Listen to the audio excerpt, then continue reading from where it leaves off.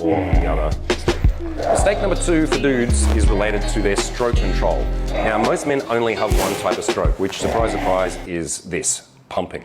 All right, slow maybe, or fast. And this is typically what you see happening in almost all pornography, where the man is just jackhammering away indefinitely. Now, it's not that you would never pump or pound, it is certainly a thing, but if that is your only stroke, it can also have the effect of desensitizing both you and the woman, because you're only making contact with small areas of the body, which can lead to the man losing his erection over time, or both of you basically getting bored with the sex act.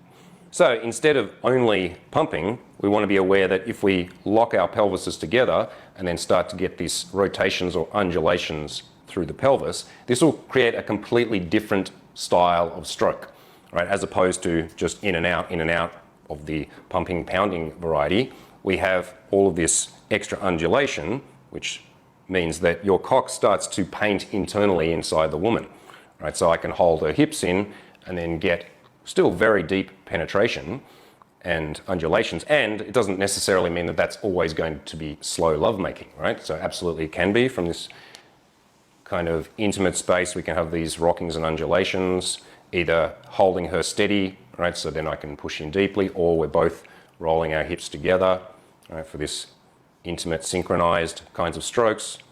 Or if I accelerate, right, by tilting and squeezing my glutes, then I can still get hard fucking, let's say, but it's going to have this effect internally, right, as opposed to just the stabbing, which, as Maria mentioned earlier, if we're hitting the end of, or the back of the cervix over and over again, it can bruise it. It feels really uncomfortable. Although the cervix really enjoys having these kinds of circular motions or rubbing motions, which is what this type of stroke is going to do.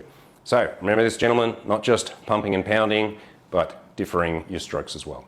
Mistake number 2 for women is being an unresponsive starfish in bed.